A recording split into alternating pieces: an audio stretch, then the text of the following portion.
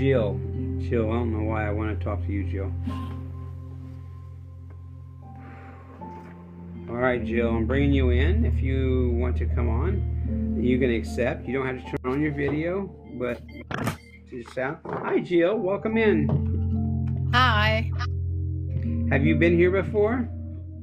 No. Okay. Well, welcome. Thank you for joining. Thank you. How did you run across my page or my life? Just scrolling, and you got me. I was just listening to the conversations. I thought it was really cool. Really good. Well, I appreciate that. I do encourage new people to follow me, but that's obviously your choice. It's the best way to know when I'm live and all that good stuff. Here's how I roll. I do single card readings, and I normally do spirit-led and channeling type messages. So I ask you to hold the intention and what it is you want to know. The only question I ever ask my spirit team is, what does Jill need to know for her highest good and best? I don't ask anything else ever. But by you asking what you want and I ask what I want, then they talk, and then spirit, I step aside and I let spirit tell you what they want you to know. It usually works out pretty good. So if you hold your intentions, I will do the same, and we'll see where it goes. Okay. Who drove a? Do you know somebody who drove a blue card? Who in transition? If not, it's no big deal. No. I just, as soon as I closed my eyes, I saw a blue car in almost like out in the house was like a yard, really roomy, like out in the country, one of those dirt roads type of things. Not a big deal. That they don't prove themselves, they don't come true. All right, let's see what Spirit has to say. And like I said, I do channel, so if you hear things that start sounding familiar and then all the dots start connecting, feel free to speak up. Okay.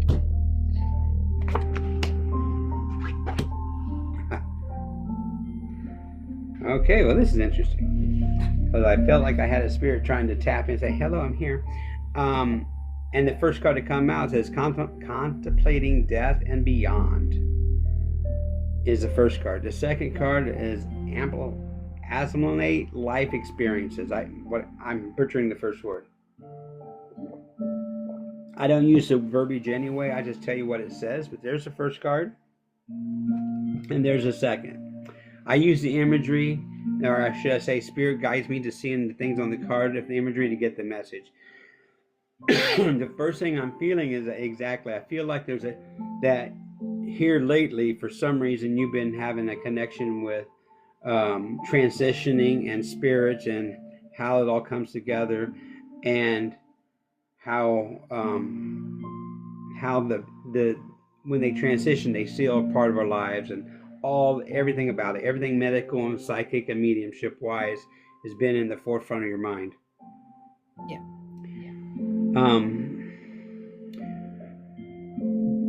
But also the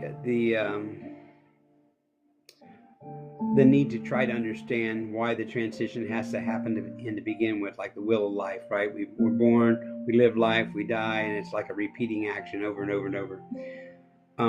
But that's why it's just the way it needs to be done. Each time our soul comes here, we learn lessons. We go back, we have life review. We either stay, we make decisions of what we want to do or what we want to learn next, or who we want to come down and learn more things with. It's just a big circle, and we constantly do that. For some reason, I feel very heart-ached and very heavy in the heart. So I feel like there's something either heavy on your heart, whether it be a transition person that you just can't go past, or some things are going on right now that is causing you a lot of heartache. Okay, out. Yep.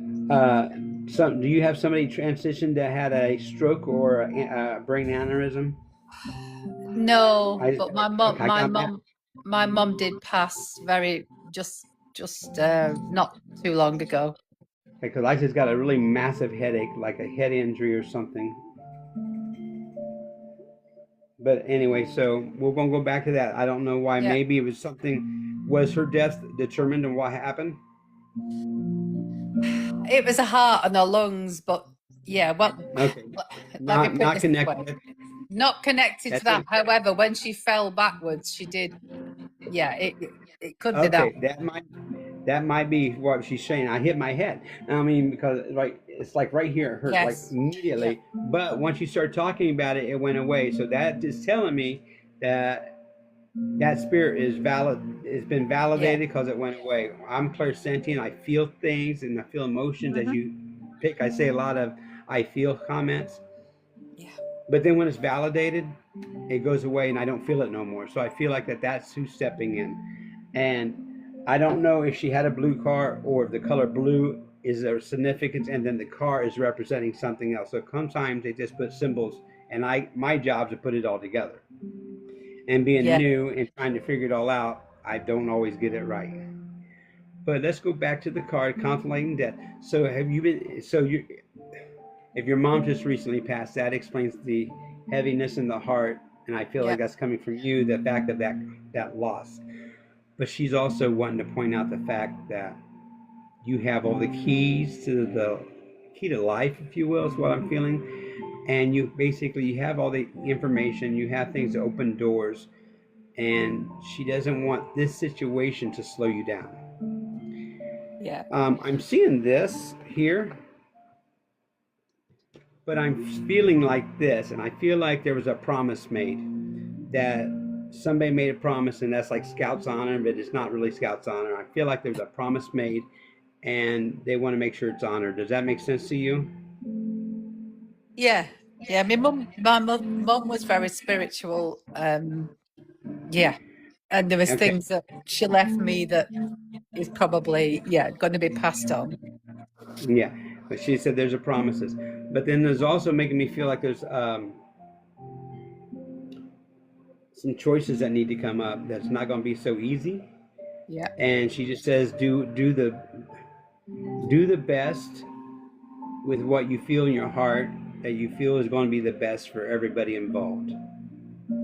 Yeah. Does that make sense to you? That makes a lot of sense. Yeah. Totally. She's saying don't look to the past because it's not always the clearest, and you need to focus on things moving forward. Yeah. Don't dress things up for what they're not. Yeah. That makes Does, sense too. does the number 12 make sense to you? Resonate with you, or January 2nd? If Oh, not, don't make it. I'll That's think about okay. it because Yeah. 12 does, but I can't remember why. Okay, well, write it down because you're going to forget. I will. But I also, when I have spirits come through, I do record them and put them on my content. So if you forget, this will be on my content. You can go to my messages. Okay. But the one of the big things that she's given me is the feeling of the unconditional love that she gave and she tried, and she wanted to make sure that each and every person she came in contact with, when they left, they knew that she cared for them as a person. Yeah. But more importantly, how much she loved her family. That's true. And I feel like there's some roughness going on right now because she's just saying that she loved her family and she doesn't want any issues. Does that make sense to you? Yeah, that does make sense. She's just saying that she's really focused on the family regelling back. Yeah. And moving forward, and not letting this be the wedge that separates everybody. Yeah, she was the one that brought everybody together. That's basically what she's saying. That I've now got to kind of take that over and bring them back. Yeah. Yeah, she wants everybody to come together, and okay, she's just saying a family discussion. So it's almost like when there was a bad situation, everybody had to sit around the table and talk about it, iron their grievances, and we agreed to love each other, and if nothing more, we agreed to disagree, and we moved on, but we're still family and we still love each other. Correct. And that's the message that I'm getting, is she wants the table to have a round table discussion. Work this out, get it done, put it on the table, and let's move forward. We're family, we're gonna love each other, we're in it through thick and thin, is as she said it. Yeah. But she's saying, but it needs to be done, and it's almost like a stern hit on the table.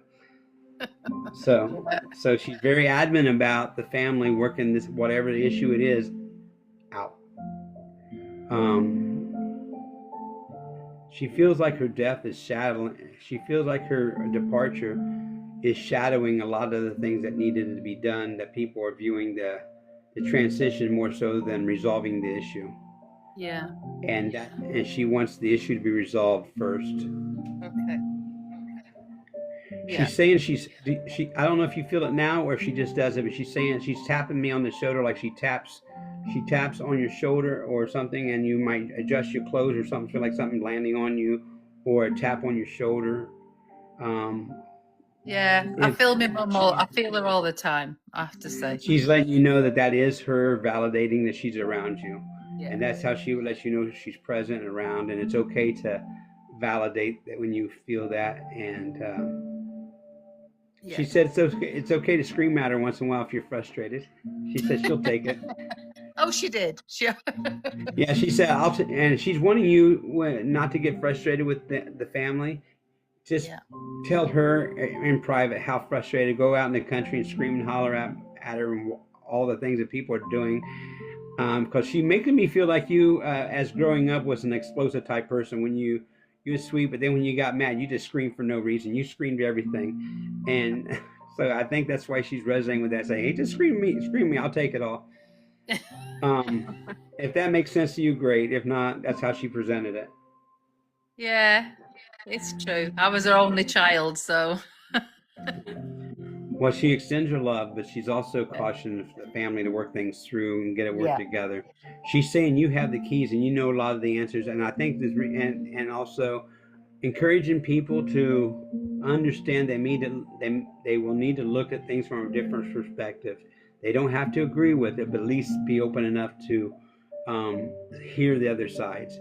And she's saying that you have the uniqueness to understand each of the positions, even if you don't agree with them. You've always been able to see what they were trying to say or what they were wanting to say.